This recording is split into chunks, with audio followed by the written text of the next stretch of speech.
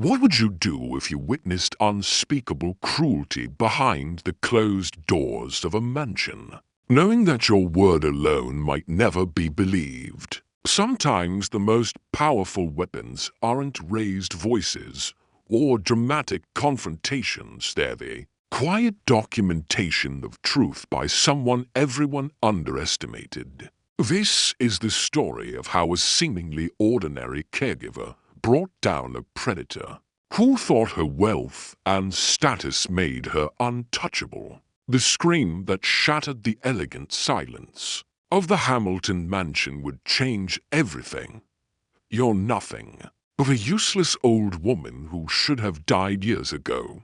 The words echoed through marble hallways, followed by the crash of something precious hitting the floor. Thomas Hamilton froze at his own front door, keys trembling in his hand, as a scene unfolded that would destroy everything he thought he knew about his life. Through the half-open door to the living room, he witnessed his wife Victoria shoving his 72-year-old mother against an armchair, while the elderly woman wept in confusion and terror.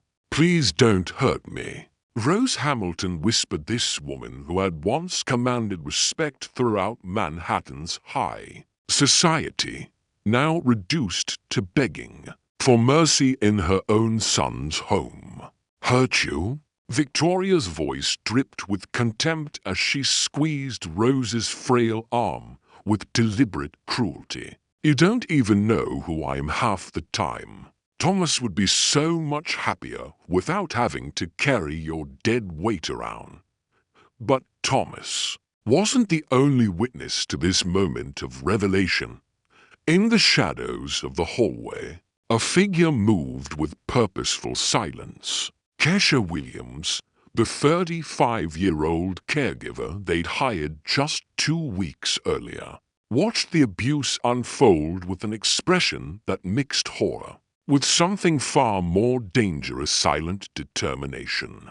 Thomas Hamilton had built his fortune on calculated risks and careful planning, but he never imagined that his perfectly constructed life would crumble because of secrets festering within his own walls. Widowed for 5 years, he had remarried believing Victoria would provide the compassionate care his mother needed. As Alzheimer's slowly claimed her memories, instead, he had unknowingly brought a predator into their home. Kesha didn't speak, didn't gasp, didn't react in any way that might alert Victoria to her presence.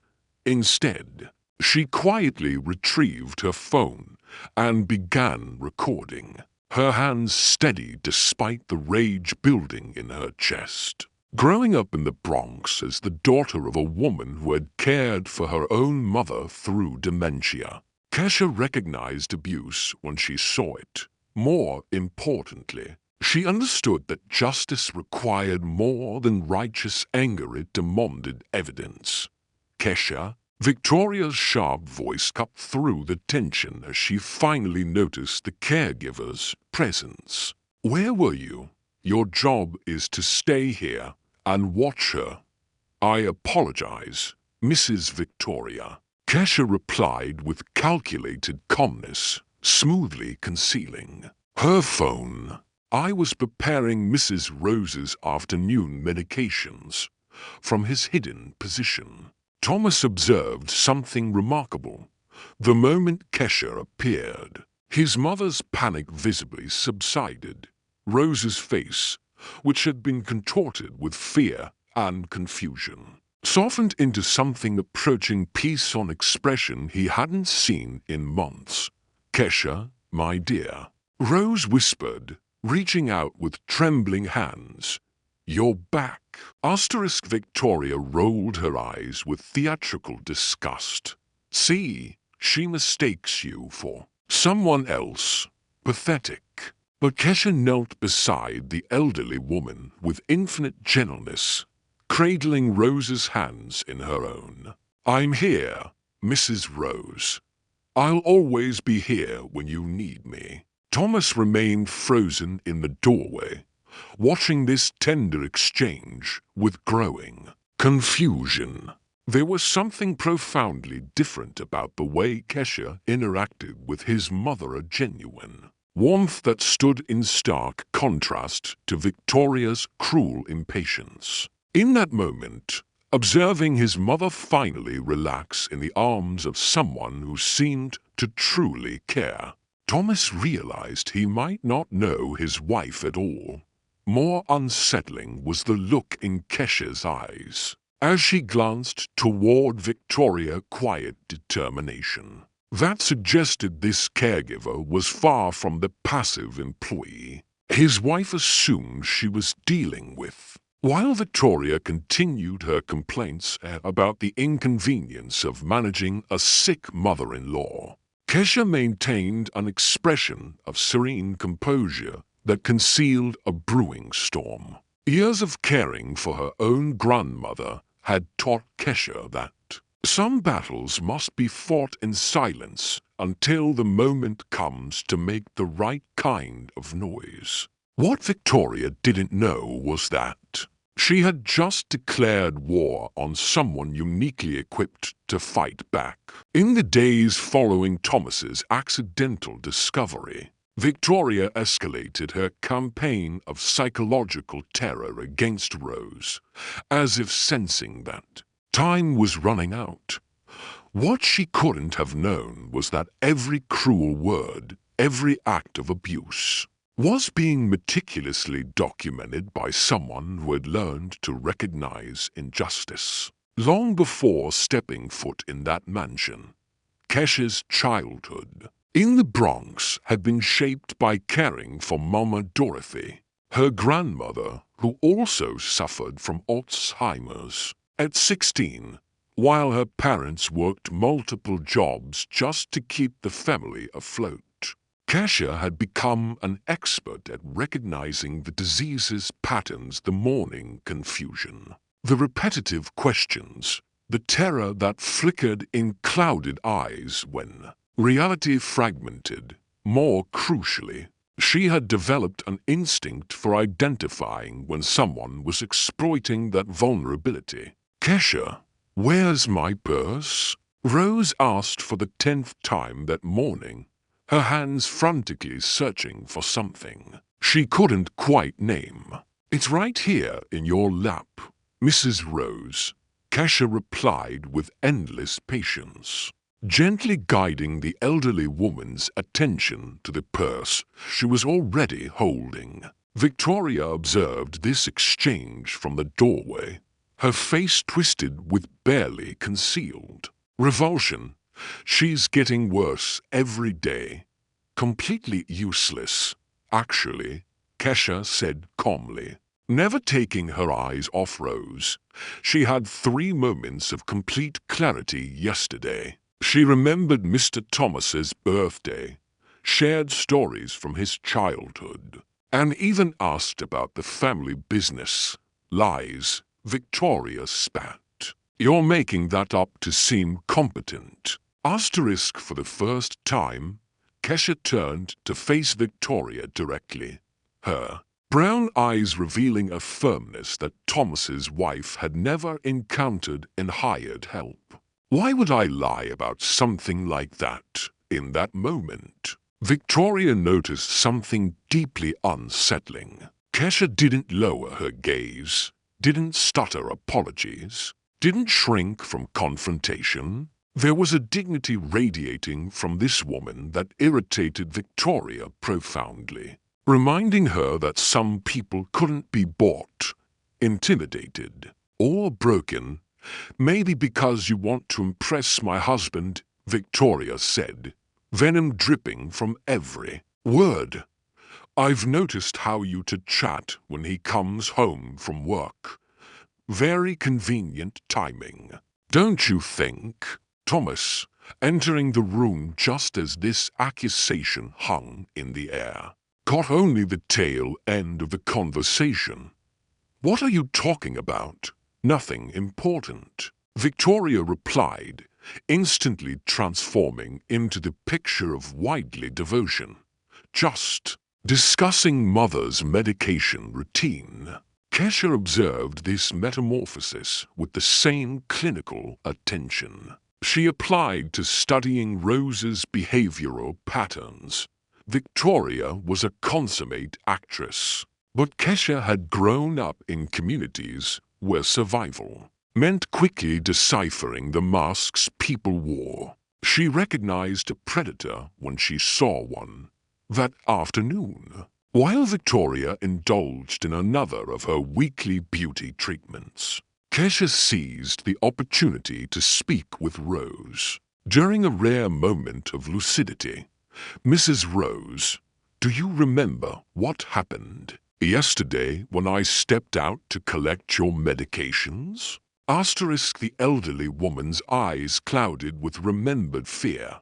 She said terrible things. She told me Thomas would be happier if I wasn't here anymore. And do you believe that's true? Rose gripped Kesha's hand with surprising strength. Sometimes I think maybe she's right.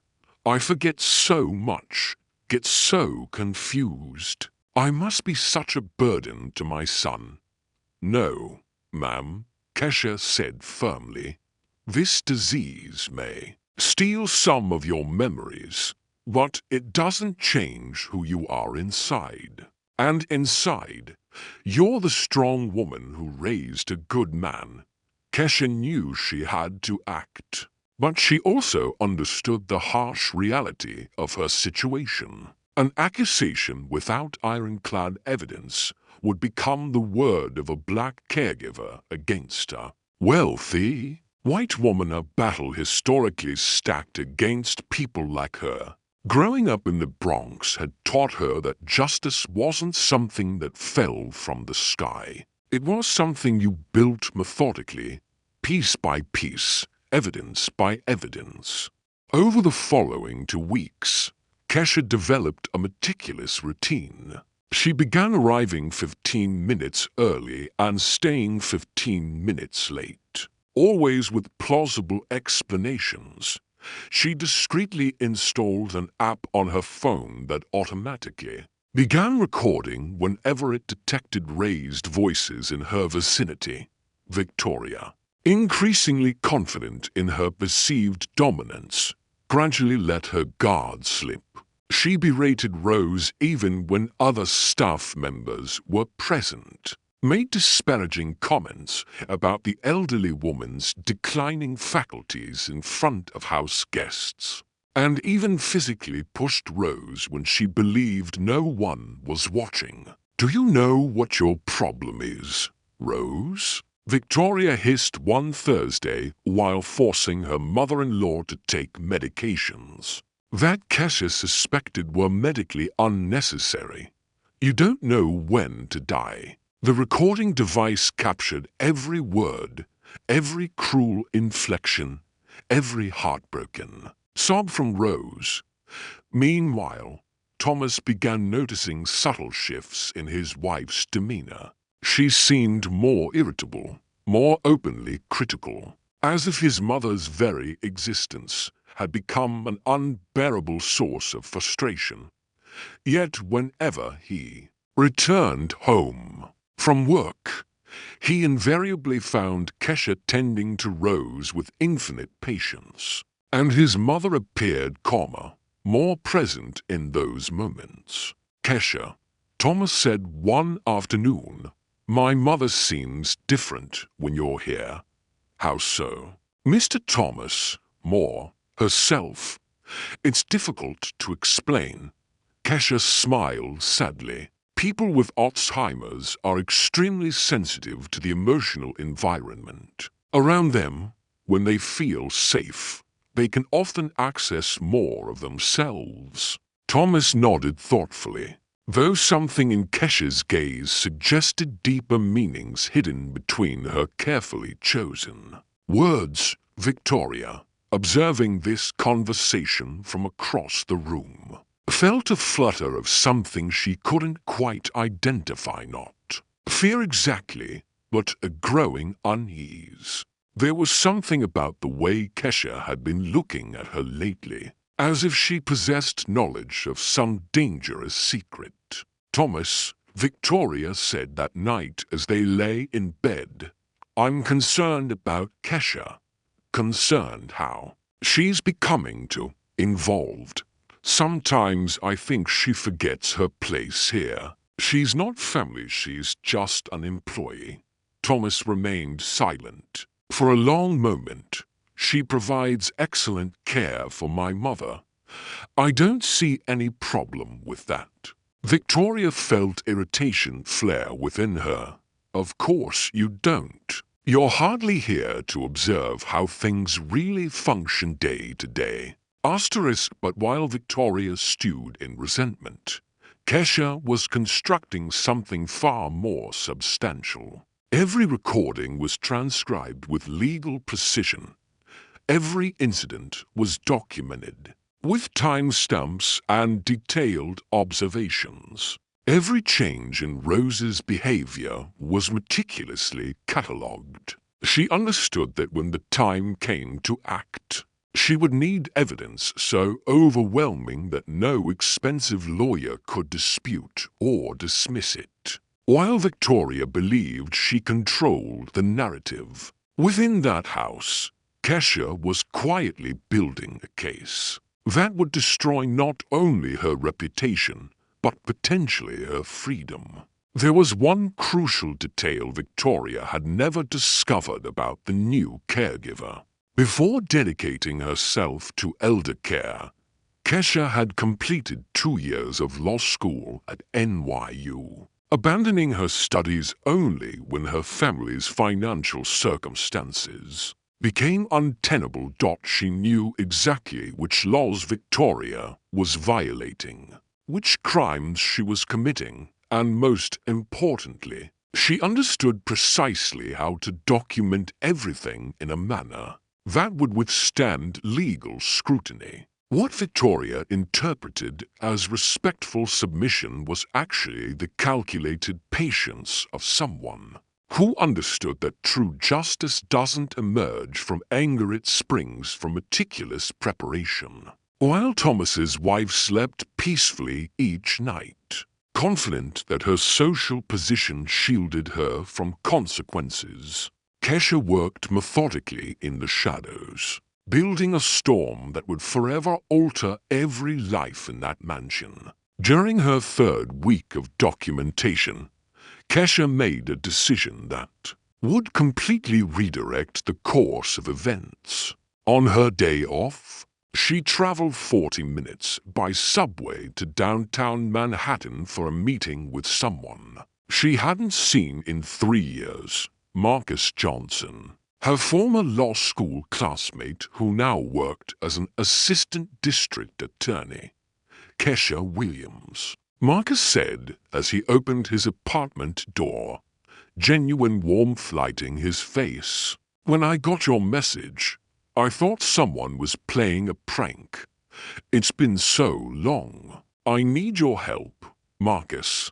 And before you ask, this isn't for me." Over the next hour, Kesha methodically presented everything she had collected: audio recordings, photographs of questionable medications, medical documents that Victoria claimed were legitimate prescriptions, and a detailed diary chronicling each incident of abuse. Marcus listened in growing silence, his expression evolving from curiosity to horror, then to controlled professional fury.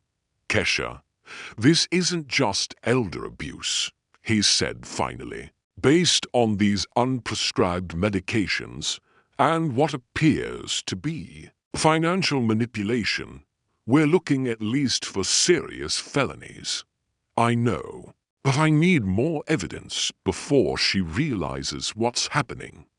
You're playing with fire here. If she discovers you're investigating," Kesha interrupted with steely determination. "Marcus, I grew up in the Bronx caring for my grandmother while my mother worked 3 jobs. I know how to identify predators, and I know how to handle them."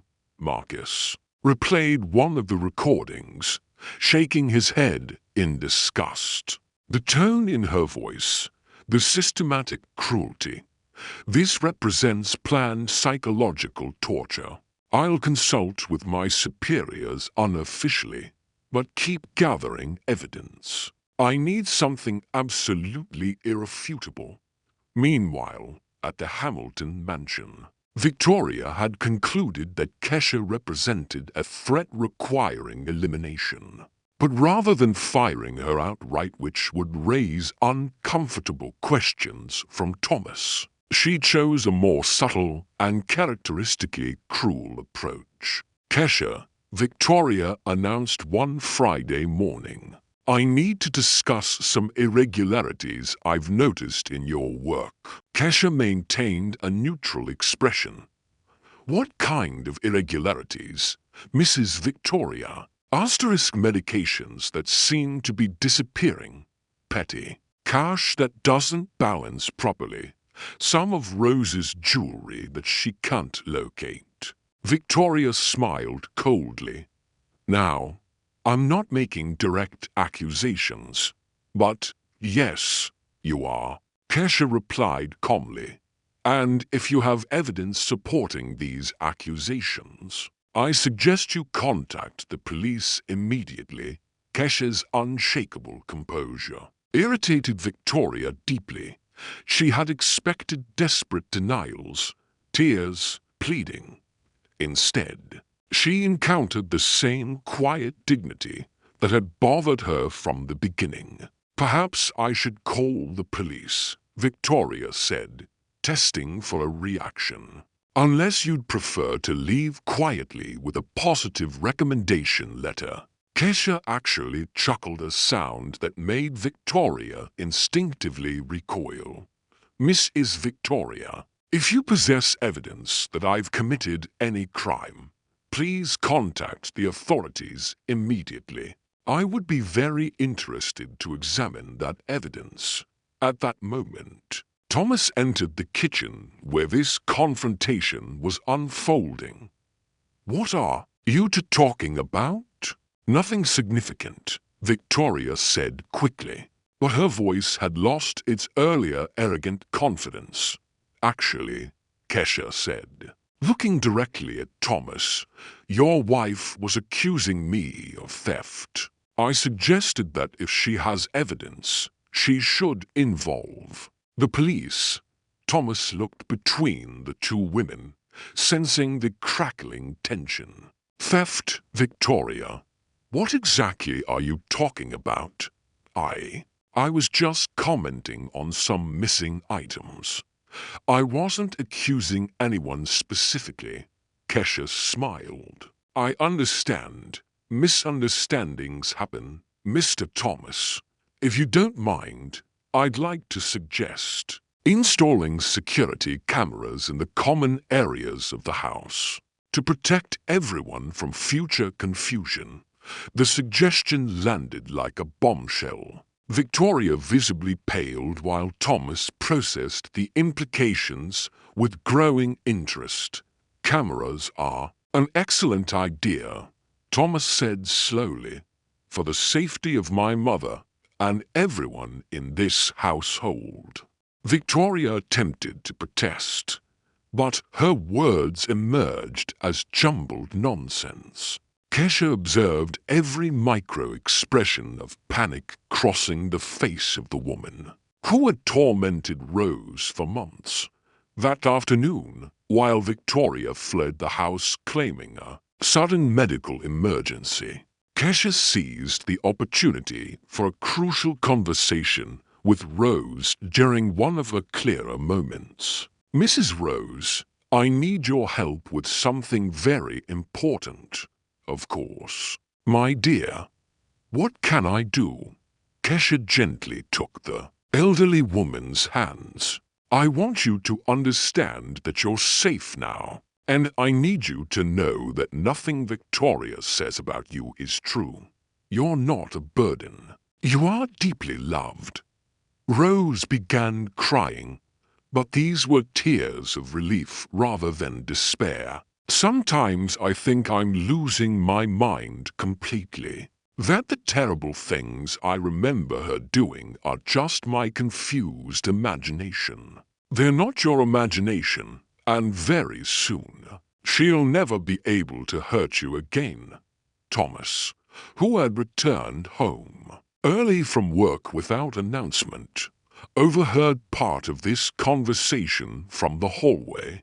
The confirmation that his mother had indeed suffered abuse hit him like a physical blow to the stomach. That evening, he sought out Kesha in the garden, where she often walked after completing her duties. "Kesha, I need the truth. Has my wife been mistreating my mother?" The direct question deserved an equally direct answer. "Mr. Thomas, your mother has been the victim of systematic emotional and physical abuse for months, and I have comprehensive evidence to prove it."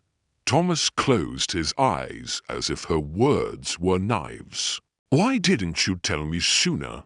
"Because I needed irrefutable proof. The word of a black caregiver against that of a wealthy white woman is rarely given serious consideration.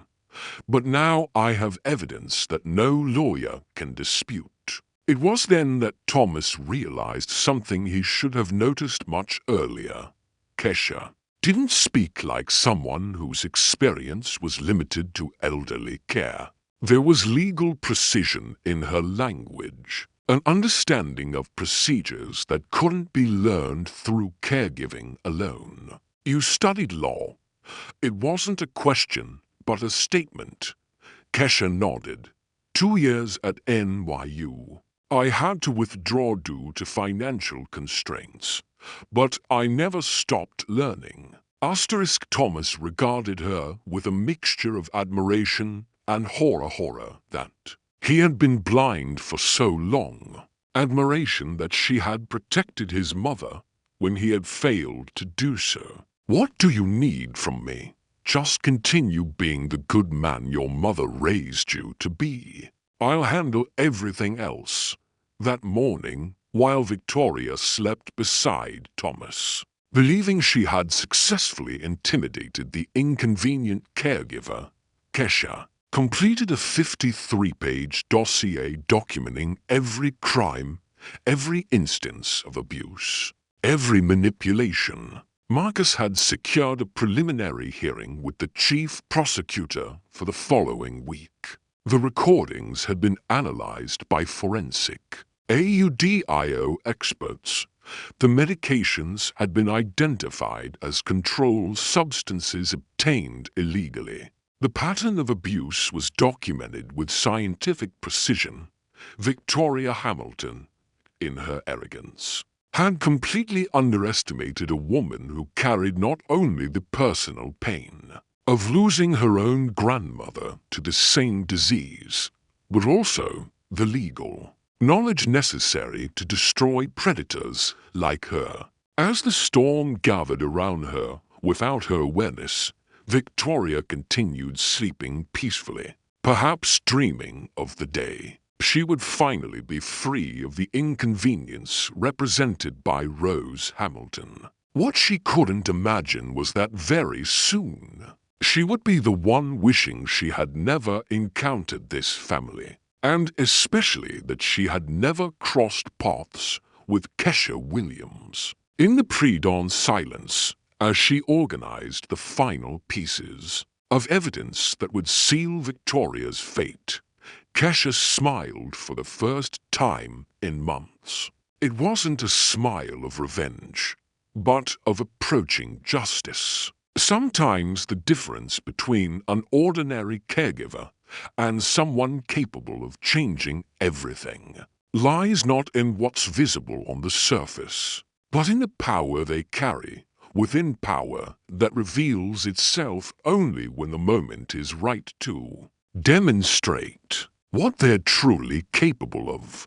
Victoria awakened irritated and unaware that this would be her final morning sleeping in the Hamilton mansion as its mistress. When she opened the front door, she found two Manhattan police detectives and Marcus Johnson.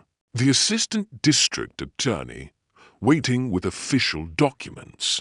Mrs. Victoria Hamilton, I'm Detective Rodriguez. We have a search and seizure warrant related to allegations of elder abuse and illegal administration of controlled substances. Victoria's blood turned to ice. There must be some mistake. I care for my mother-in-law with complete devotion, based on evidence presented to the district attorney's office, including audio recordings and extensive documentation. We have probable cause to believe serious crimes have been committed in this residence, Marcus stated calmly, displaying the warrant. That's when Kesha appeared at the door, gently supporting Rose's arm. Victoria stared at the caregiver as if seeing her for the very first time. You, she whispered, realization crashing over her like lightning. Yes, me, Kesha confirmed, her voice calm but unwavering. Kesha Williams, New York University law graduate, specializing in elder law and crimes against vulnerable populations. Victoria's carefully constructed mask of confidence shattered instantly. You're just a caregiver. I'm a caregiver who also happens to be a lawyer, who also happens to be the daughter of a woman who worked 60 hours a week to provide me with an education, who also happens to be the granddaughter of a woman who died of Alzheimer's while being treated, with dignity not subjected to the cruelty you inflicted upon Mrs. Rose. Marcus opened his briefcase and activated one of the recordings on his phone. Victoria's voice filled the room with crystal clarity. You're nothing but a useless old woman who should have died years ago. Rose cringed hearing her own torment played back, but Kesha squeezed her hand reassuringly. It's finished now, Mrs. Rose. She'll never hurt you again. That was taken completely out of context. Victoria stammered desperately. She was having an episode. I was trying to calm her down.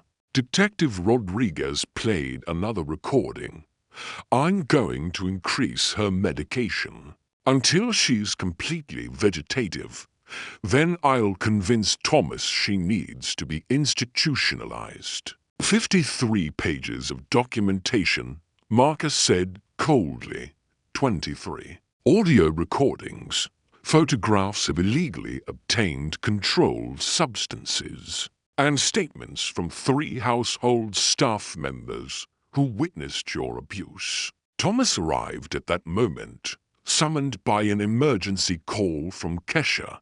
He stopped in the doorway, taking in the scene, his wife in obvious panic, police officers systematically searching his home, his mother trembling but clearly relieved. Thomas. Victoria rushed toward him. She orchestrated all of this. It's an elaborate setup designed to destroy our marriage. Thomas looked at Kesha, who stood protectively beside Rose. Is it true? Did you document everything? Every cruel word, every act of violence, every forced medication, every threat? Kesha replied. Your mother has endured systematic psychological torture for months, Mr. Thomas. I promised her it would end. Detective Rodriguez emerged from Victoria's closet with her concealed stash of drugs, heavy sedatives, unprescribed antipsychotics, medications that explained Rose's rapid deterioration. Over recent months, Victoria Hamilton, you're under arrest for elder abuse, illegal administration of controlled substances, psychological torture, and medical fraud. No, Victoria screamed as handcuffs clicked into place. Thomas. You cannot allow this to happen. I'm your wife, asterisk. Thomas regarded her with a mixture of disgust and profound sadness. You tortured my mother. There can be no forgiveness for that. As Victoria was escorted away by police, hurling threats and accusations, Rose spoke for the first time that morning, her voice clearer than it had been in months. "Thank you, my daughter," she said to Kesha. "You saved my life."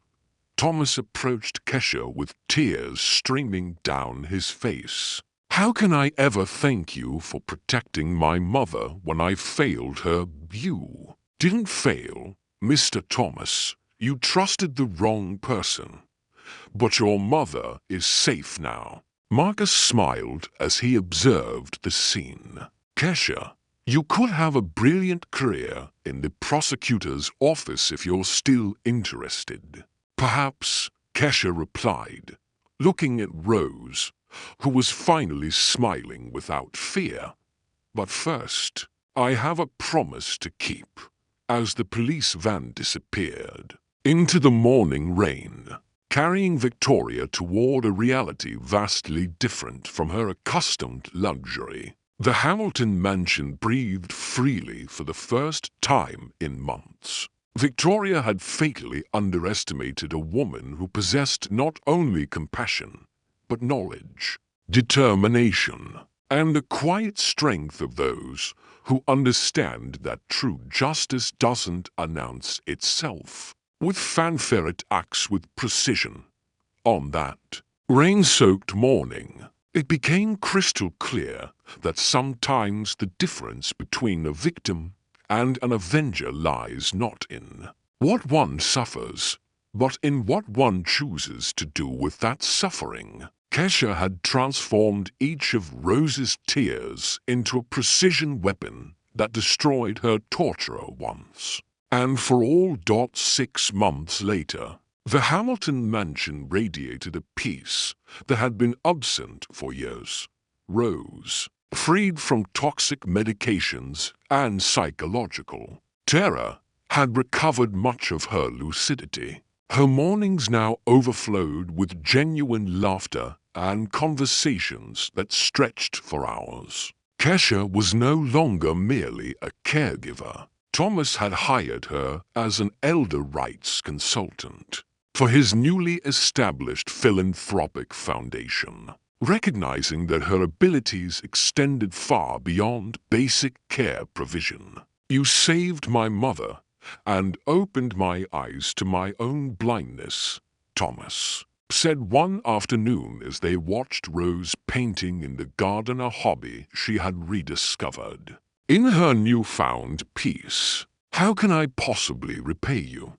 By helping other families avoid what we experienced." Kesha replied simply. Marcus called that same day with final news. Victoria had been sentenced to 8 years in prison for elder abuse, illegal administration of medication, and fraud. Her case had become legal precedent for prosecuting similar crimes. Victoria, who had once slept on silk sheets, believing her social status provided immunity from consequences, now shared a cell with women she would have despised in her previous life. Rose held Kesha's hand during dinner that evening. "My daughter, you taught me that true strength operates in silence, acting only when action becomes necessary." Thomas smiled as he observed the two most important women in his life together. Kesha had restored his house to a home not through romance or manipulation, but through something far more powerful: genuine integrity. The Hamilton Williams Foundation for Elder Protection, established months later, had already rescued dozens of abuse victims. Kesha had discovered her true calling by combining legal knowledge, compassionate care, and unwavering justice.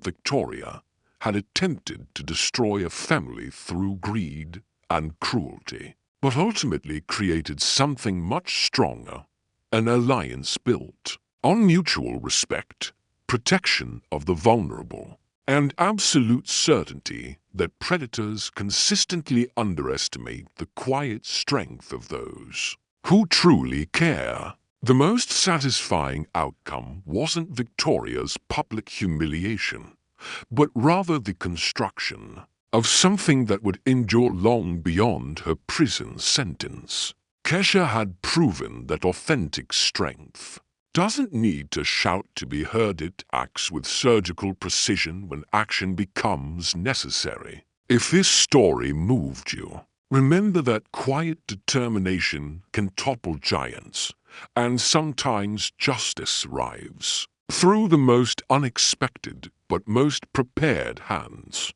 The most powerful revolutions begin not with raised voices, but with someone brave enough to document the truth and skilled enough to ensure it can never be ignored.